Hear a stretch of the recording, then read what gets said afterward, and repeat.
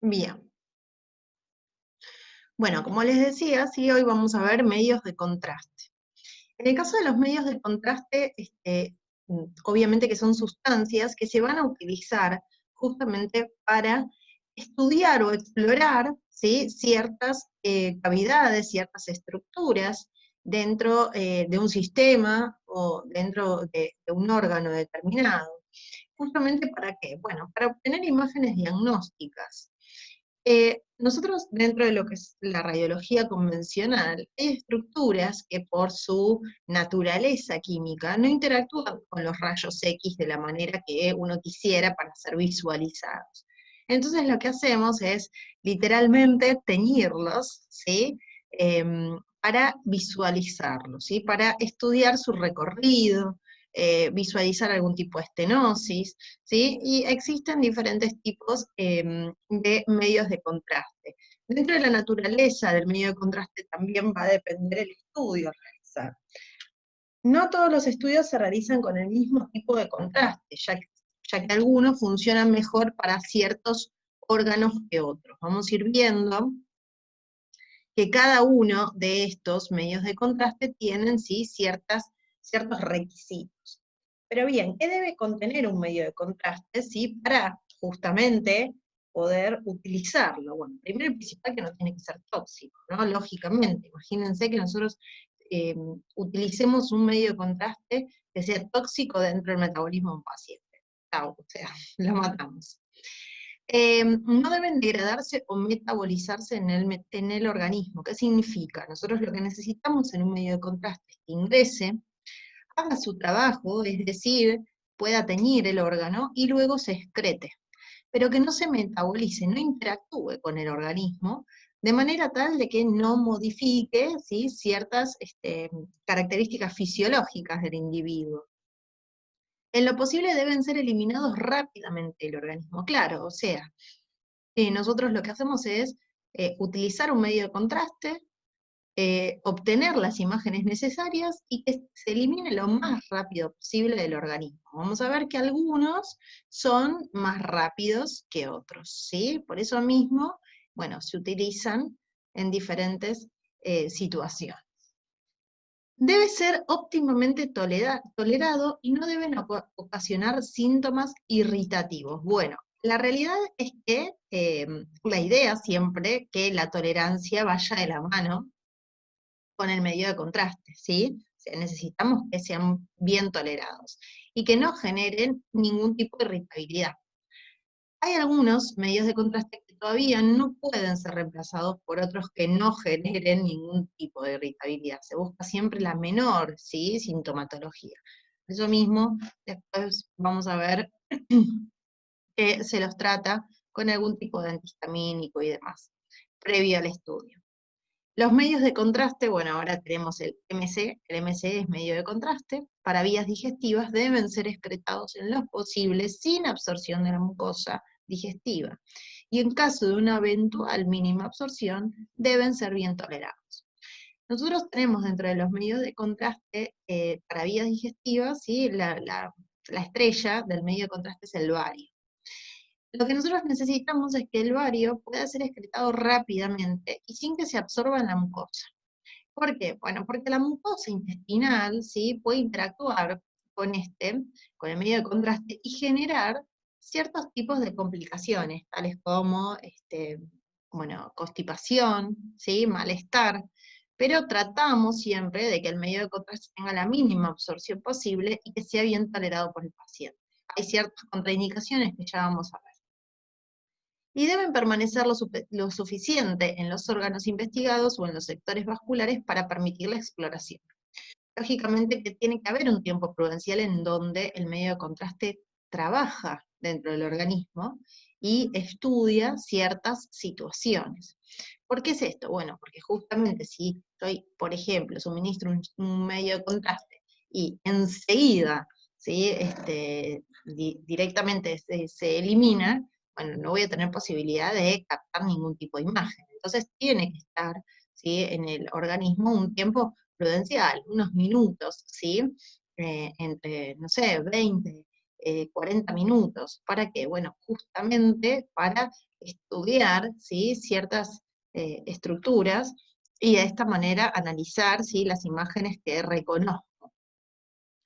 Bien, vamos a ver qué tipos de medio de contraste hay, ¿sí? Bien, los medios de contraste se pueden clasificar, ¿sí?, de acuerdo a las propiedades que tienen. ¿Qué propiedades? Bueno, las propiedades físicas, que es la forma, el medio de absorción, ¿sí?, las características propias del medio de contraste, y las propiedades químicas, que son, por ejemplo, la solubilidad, son también, ¿sí?, la osmolaridad, que es la capacidad que tiene de diluirse en cuanto a osmoles, que son partículas por litro. Tienen también, ¿sí?, estas características, la propiedad de absorber los rayos X, y de esta manera, ¿sí?, contrastar un órgano. Entonces estos medios de contraste, de acuerdo a la absorción que tengan de los rayos X, se denominan, en primera instancia, se van a clasificar en positivos y en negativos. Vamos a ver, ¿sí?, por qué son positivos y por qué son negativos. Bueno, porque reflejan o absorben de diferente manera eh, la interacción con los rayos, y esto realiza, ¿sí?, justamente un color muy característico en lo que es la radiología. Las sustancias que proporcionan un contraste negativo tienen una absorción de rayos X menor. ¿Qué significa? Que dejan pasar, ¿sí?, a todo el haz de rayos que interactúa con la materia. A ver, ¿qué es el haz de rayos? Nosotros, dentro de lo que es la radiología, vieron que nos vamos a sacar una placa, y generalmente lo que sucede es, justamente, no sé, supónganse una placa de mano, ¿sí? Nos hacen como una foto, ¿sí? Sale un haz de rayos, que, bueno, van a ver el cuatrimestre que viene cómo se genera y demás, pero sale un haz de rayos, y ese haz de rayos interactúa con la materia, ¿sí?, y penetra en lo que es la película radiológica, justamente para, digamos, determinar la imagen. Cuando nosotros nos hacemos, por ejemplo, una placa de tórax, nos dice respire profundo, no respire, eso lo que hace es llenar, por ejemplo, los pulmones de aire. El aire, ¿sí?, es un medio de contraste negativo. ¿Por qué? Porque permite que los rayos X pasen, ¿sí?, y permite la absorción de rayos, o sea, que las rayos quede del cuerpo. Entonces, se ven de esa manera, ¿sí? Radiolúcido se denomina, que es negro, ¿sí? Los pulmones van a ver negros. Pero existen otros por su naturaleza, radio, es decir, que no permite pasar a las de rayos por esas absorciones, ¿no?, que son los medios positivos. Y ese medio positivo permite el órgano, ¿sí?, se dice con radio opaco y radio opaco. Pero nosotros tenemos las estaciones radiolúcidas, que es una característica bastante particular en torno a que permiten, ¿sí?, mucho paso de las de rayos, por ende se ven más oscuras, y radio opaca, que no permitió demasiado el paso de las de rayos, entonces se ve justamente, ¿sí?, más blanca. Por eso se llama radio opaca. Bien, dentro de lo que son los medios de contraste tanto positivos como negativos, dijimos los negativos se veía la imagen negra, ¿sí? En este caso, por ejemplo, tenemos el aire. El aire tiene oxígeno, ¿sí?, y ese oxígeno permite mucho el paso. También tenemos el dióxido de carbono, que se utiliza, por ejemplo, para estudios de doble contraste, ¿sí?, en el sistema digestivo. Entonces, por una parte se van a ver, vamos a tener un contraste positivo, y por otro negativo. Es importante que sepan que estos medios de contraste negativos nos ayudan muchísimo a obtener imágenes. Y a veces, o sea, nosotros cuando le decimos a un paciente, bueno, respire hondo, mantenga el aire en una placa de tórax, estamos contrastando de manera natural un órgano, ¿sí?, que son los pulmones. Pero existen veces que son naturales esos medios de contraste. En el caso del abdomen, a veces el aire permite determinar ciertas patologías muy, muy características y muy comunes dentro de son las imágenes, sobre todo, como les decía, en un abdomen, que me permiten determinar obstrucciones y demás, ¿sí?, porque el aire queda en ciertas cavidades y se visualiza. Quiere decir, no siempre los medios de contraste negativo yo los suministro, por así decirlo, a propósito, ¿sí? O a veces, ¿sí?, el paciente internamente, existe este medio de contraste, internamente se visualiza de esa manera, ¿sí? O sea, estos medios de contraste son naturales. Y después tenemos los medios de contraste positivo, ¿sí? Estos medios de contraste positivo son aquellos que generan, ¿sí? Justamente una absorción mayor de los rayos X, y por ende, ¿sí? Dentro de lo que es la película radiográfica van a impactar menos rayos que en los negativos. Por ende se ve radio opaca, es decir, blanca. Estos, dentro de lo que son los medios de contraste positivos, tenemos dos tipos, ¿sí? Los compuestos de bario y los compuestos de yodo. El bario se utiliza mucho para el sistema digestivo, para estudiar, ¿sí? El sistema digestivo. Ya vamos a ver qué pros y qué contras tiene. Y el yodo se utiliza para estudiar cavidades, ¿sí? Vascularizaciones, sistema renal, bueno, bastantes situaciones. Y dentro de los medios de contraste iodados tenemos los iónicos y los no iónicos. Los medios de contraste iónicos, ¿sí? Presentan una característica que justamente forman iones. ¿Qué son los iones? Bueno, los iones son átomos cargados. Entonces, en este caso, los iónicos pueden generar mayor irritación que los no iónicos. Entonces, ¿por qué se utilizan? Me van a preguntar ustedes. Bueno, porque a veces necesitamos, ¿sí? Dentro de lo que son las características del medio de contraste, que justamente, ¿sí? Bueno, se utilice un medio de contraste iónico para obtener la imagen necesaria. Hoy se reemplazan mucho por los medios de contraste no iónicos, pero bueno, la realidad es que ambos se utilizan, pero el iónico genera mayor irritabilidad. Y después tenemos los no iónicos, ¿sí? Los no iónicos no tienen generalmente, bueno, obviamente carga, ¿sí? Pero, bueno, tienen una hidrosolubilidad, son hidrosolubles, son solubles en compuestos más bien hidrofílicos, y justamente, ¿sí? No generan demasiados efectos adversos. Los no iónicos tienen bastantes características positivas, ya que no generan efectos adversos, por ejemplo, en demasía, pero la realidad es que en ciertos lugares no podemos reemplazar a los iónicos por los no iónicos. Por eso mismo sí se utilizan y se siguen utilizando. Pero bueno, en torno a lo que podamos tenemos que evitar. Vamos a los medios de contraste negativos, ¿sí? Empecemos a estudiar cada uno de ellos. Bueno, los medios de contraste negativos dijimos que son los que nos proporcionan imágenes más oscuras, más negras, más radiolúcidas, en justamente, ¿sí? Bueno, la imagen radiológica. Y ejemplos de ellos son los gases, ¿sí? Como les decía, oxígeno y dióxido de carbono son muy utilizados dentro de los medios de contraste negativos. Son generalmente naturales, porque justamente, ¿sí? O sea, nosotros tenemos gases dentro de lo que es el cuerpo, ¿sí? Sobre todo en el tracto intestinal, por ejemplo, ¿sí? Pero en los pulmones también, como les decía, y justamente, ¿sí? La realidad es que no tienen demasiada complicación, no tienen reacciones adversas, no generan ningún tipo de complicación en el paciente, porque justamente son naturales. Hay algunos medios de contraste, ¿sí? Negativos que se utilizan, sobre todo en el tracto digestivo. Hay unos estudios que son, por ejemplo, el colon por enema con doble contraste, que se utiliza bario y gases, ¿sí? O sea, se da bario en forma efervescente en ciertas situaciones.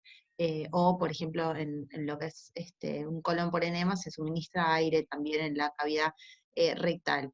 Y esto genera, ¿sí? Un doble contraste. Por un lado, el negro, el oscuro, el radiolúcido, que es aire, entonces el aire sube, y por el otro el bario, que es justamente un medio de contraste positivo, que va a ser radiopaco, ¿sí? Blanco, y va a estar descendido. Nos permite estudiar y visualizar diversas estructuras. Ahora van a ver imágenes. Bien, y los medios de contraste positivos, como les decía, ¿sí? Que tenemos tanto los iodados como los baritados, ¿sí? y tenemos justamente, los varietados son los que no tienen yodo, y justamente dentro de los yodados tenemos los positivos y los negativos. Estos, acuérdense que sí son los que pueden generar algún tipo de complicación, porque no son naturales, ya dejó de ser natural. Nosotros vamos a necesitar en estos casos, ¿sí?, que el paciente tenga ciertos recaudos y evitar, ¿sí?, este medio de contraste en ciertos pacientes que tengan, bueno, contraindicaciones para el mismo, ¿sí? Ahora vamos a ver cuáles son las contraindicaciones que pueden aparecer. En el caso del bario, el bario se utiliza mucho para el sistema digestivo. Es un medio de contraste que se suministra tanto por vía oral o por vía rectal, ¿sí? El bario no se utiliza por otra vía que no sea oral o rectal. En este caso, es muy utilizado para estudiar el sistema digestivo y para visualizar, ¿sí?, diferentes tipos bueno, de estructuras dentro de lo que es el tracto gastrointestinal. En este caso el bario, como les decía, necesitamos que no se absorba con la mucosa, ¿sí? Es decir, que justamente no tenga ciertas complicaciones dentro de lo que es el cuerpo. Por ende, se le pide generalmente al paciente, ¿sí?, que luego de utilizar el bario como medio de contraste, esté bien hidratado, consuma bastante líquido, ¿sí?, porque el bario a veces sí puede generar esa situación de irritabilidad. Y está contraindicado justamente si hay perforación intestinal.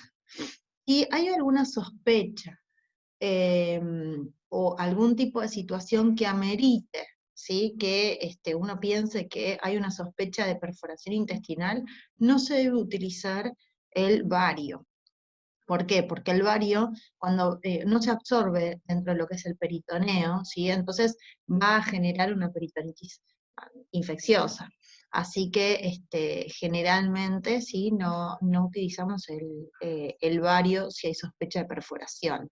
Uno dirá, bueno, nosotros vamos a saber si hay sospecha o no. No, bueno, eso lo determina el médico, lógicamente, justamente, ¿sí?, a través de una buena anamnesis, a través de un consentimiento informado en donde se le consulta al paciente sobre ciertas situaciones, ¿sí? Por eso mismo hay que tener en cuenta estas situaciones para determinar si se puede o no utilizar este medio de contraste en algunos estudios. Acá tenemos, ¿sí?, una imagen de un medio de contraste en donde, bueno, esto es un colon por enema, ¿sí?, con lo que es el bario. Y se fijan, ¿sí?, todo el tracto intestinal, o sea, el intestino grueso, está contrastado. En este caso, fíjense cómo vemos todas las astas, ¿sí?, del paciente, y podemos determinar, ¿sí?, los tramos del intestino. Ahora, si yo no le hubiese puesto bario, no se visualizaría absolutamente nada. ¿Me entienden? O sea, se vería la columna, se verían, ¿sí?, los coxales, pero no se visualizaría esto, ¿sí? Este es un estudio contrastado que se realiza justamente para estudiar bueno, el intestino grueso. Bien, vamos a los medios de contraste iodados. Bueno, en este caso, ¿sí?, dentro de los medios de contraste iodados tenemos los iónicos y los no iónicos, pero también tenemos los oleosos, que son aceites que se diluyen más bien en benceno, no son hidrosolubles, y después tenemos los compuestos hidrosolubles, que son justamente los que se diluyen más bien y los que utilizamos, por ejemplo, para vías endovenosas. Dentro de los oleosos, ¿sí?, tenemos, por ejemplo, ¿sí?, algunos tipos de aceites vegetales que justamente se utilizan, ¿sí?, para ver articulaciones, estudiar articulaciones, estudiar, por ejemplo, ¿sí?, el útero, la linfa, ¿sí?, las linfografías, son muy utilizados en lo que son estudios de fertilidad. Existe un estudio que se llama histerosalpingografía, que se utiliza para visualizar, por ejemplo, ¿sí?, ciertas alteraciones de las trompas de falopio, y se estudia la permeabilidad de las mismas, y se utilizan, ¿sí?, estos medios de contraste oleosos. Dentro de lo que son las desventajas, ¿sí? Justamente tienen lenta eliminación, y pueden generar algún tipo de embolia, ¿sí? La realidad es que se están, digamos, reemplazando por los medios de contraste hidrosolubles, ¿sí? Pero, bueno, en alguna situación pueden verse y se pueden, se siguen utilizando. Dentro de los medios de contraste hidrosolubles, ¿sí? Tenemos, bueno, justamente los más importantes de hoy en día, ¿sí? Y sirven para visualizar órganos, cavidades, vasos sanguíneos, ¿sí? Y justamente se pueden utilizar también como refuerzo en tomografía computada. Generalmente, sí, acá tenemos un tema muy importante con los medios de contraste iodados hidrosolubles, ¿sí? Que tienen una densidad muy alta, y que justamente se unen bastante bien a las moléculas, ¿sí? De benceno, y tienen baja toxicidad. Entonces, justamente por eso sí se utilizan bastante. Ahora, la realidad es que también tenemos los iónicos y los no iónicos. Dentro de lo que son los medios de contraste iónicos, ¿sí? Tenemos los medios de contraste justamente positivos o negativos, pero no como los que dividíamos anteriormente, los iónicos positivos y los iónicos negativos. Los iónicos positivos son los que forman cationes, son átomos cargados positivamente, y los iónicos negativos son los que forman aniones, son átomos cargados negativamente, ¿sí? Existen, ¿sí? Diferentes tipos, por ejemplo, bueno, la hemoglobina es un catión, o sea, es un ion positivo, y que justamente por sus características genera, ¿sí? Eh, bastantes particularidades y bastantes ventajas dentro de lo que es el medio de contraste. En el caso de los iónicos, acuérdense que son los que más reacciones adversas generan, ¿sí? ¿Por qué? Porque tienen una alta osmolalidad. ¿Qué es la osmolalidad? Bueno, la osmolalidad es la cantidad de osmoles, ¿sí? De partículas con carga por litro. Esta alta osmolalidad genera, ¿sí? A veces efectos adversos bastante indeseables. Entonces, bueno, eso es lo que generan, ¿sí? Las reacciones adversas. Por eso mismo hoy se intenta utilizar medios de contraste que no sean iónicos, ¿sí? Son los no iónicos. Los no iónicos generan menos tipos de reacciones adversas que los iónicos. ¿Por qué? Porque tienen buena tolerancia, ¿sí? Y justamente esta tolerancia se debe a que no contienen cationes, ¿sí? Ni cationes ni aniones, o sea, no contienen carga. Por ende, son bastante utilizados. Pueden ser menos, digamos, pueden tener menos efectos adversos, y justamente, sí, eso es lo que genera una buena tolerancia. Además, dentro de lo que son los no iónicos, más allá de que se utilizan bastante y cada vez se utilizan más, ¿sí? Generalmente son los más utilizados en urogramas, ¿sí? En estudios del sistema urinario, del árbol urinario. Pero también hoy se están utilizando bastante en otros estudios. Pero la realidad es que los iónicos se siguen utilizando, ¿sí?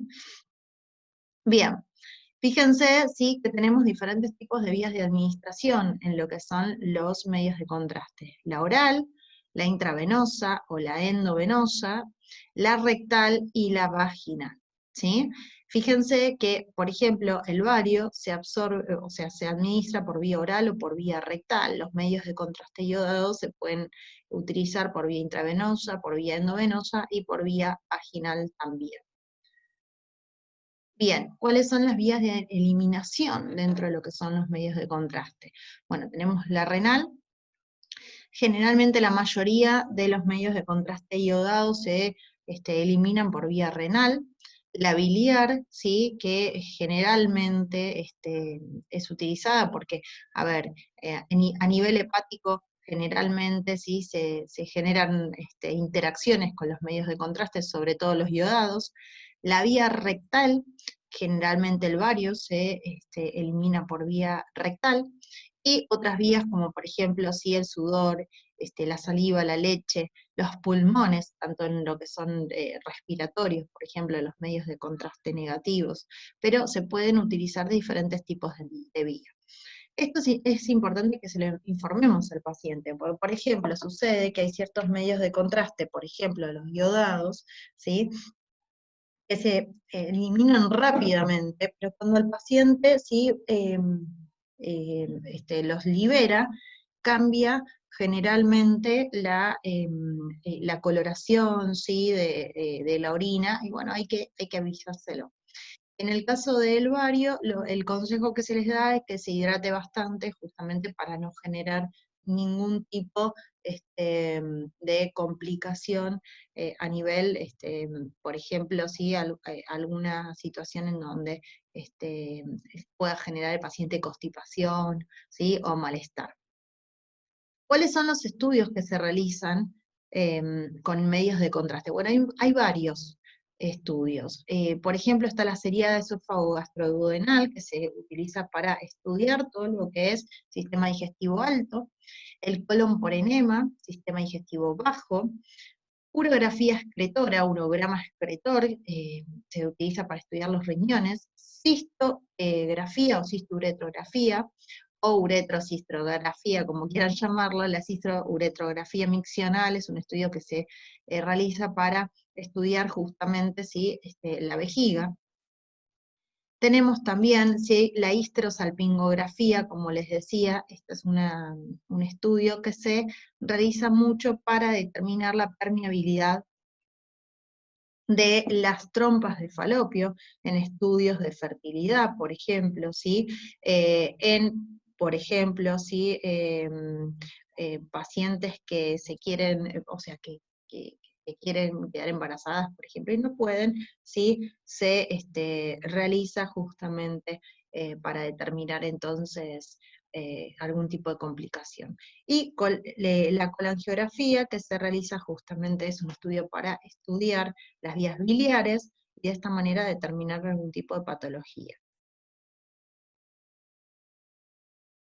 Bien, acá tenemos ¿sí? Una seriada esófago gastroduodenal, en donde se le pide al paciente ¿sí? Bueno, algún tipo de dieta, una preparación, pero fíjense lo que hacemos, ¿sí? Se le pide al paciente que consuma, que beba varios, y se le van realizando ¿sí? Estudios, y fíjense que se determina, por ejemplo, ¿sí? Dentro de lo que es el tracto digestivo, ¿sí? Cómo el medio de contraste se va absorbiendo por diferentes cavidades, y de esta manera va tiñendo ¿sí? Todo lo que es el esófago, y bueno, las complicaciones que se pueden sí generar en torno a ella, ¿no? Después tenemos el colon por enema, como les decía, acá tenemos un doble contraste. Tenemos por un lado ¿sí? El contraste positivo, el blanco, el radiopaco, el contraste negativo, que es el aire, ¿sí? Se visualiza bien.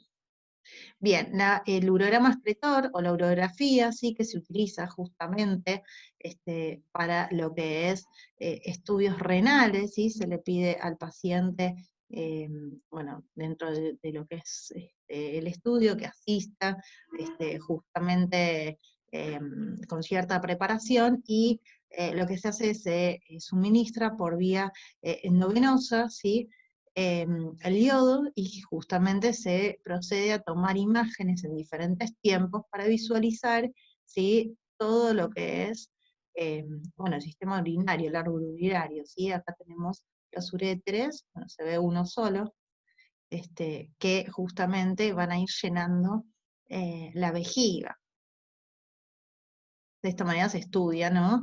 Cómo, bueno, qué tipo de procedimiento se lleva a cabo con el yodo, y ver, en este caso, patologías. Acá tenemos la cistouretrografía miccional, que consiste justamente ¿sí? En llenar la cavidad de la vejiga con un medio de contraste, para visualizar ¿sí? Si hay algún tipo de fístula, ¿sí? Alguna complicación.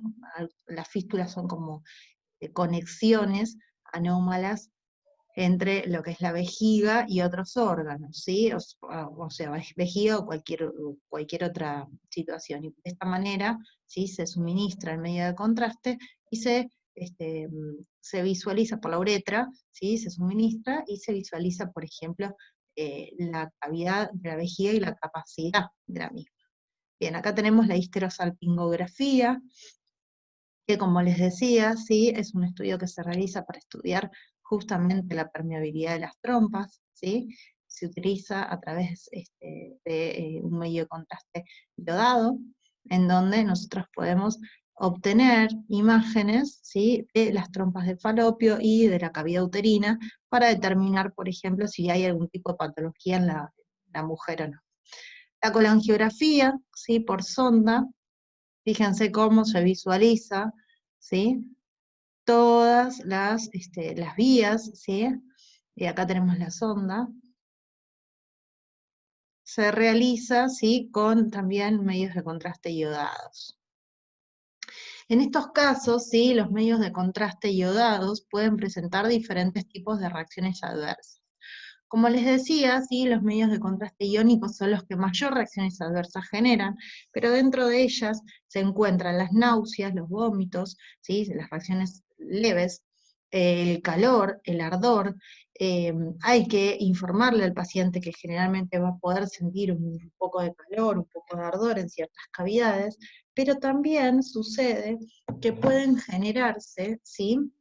Mareos, reacciones adversas más severas, ¿sí? Tales como, por ejemplo, como les decía, fiebre, ¿sí? Rash cutáneo, edemas, diferentes tipos de complicaciones hasta llegar a un shock anafiláctico, que es donde, ahí tenemos la complicación más severa, que es justamente la referente a un shock corporal, ¿sí? Severo, en donde el paciente va a entrar en una complicación de su vida, en peligro, va a poner en peligro su vida. Entonces, por eso mismo, sí se suministran ciertas medicaciones previos a estos estudios y se realizan estudios de sensibilidad a los medios de contraste para determinar algún tipo de alergia o demás.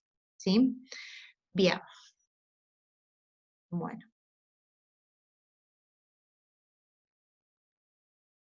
A ver.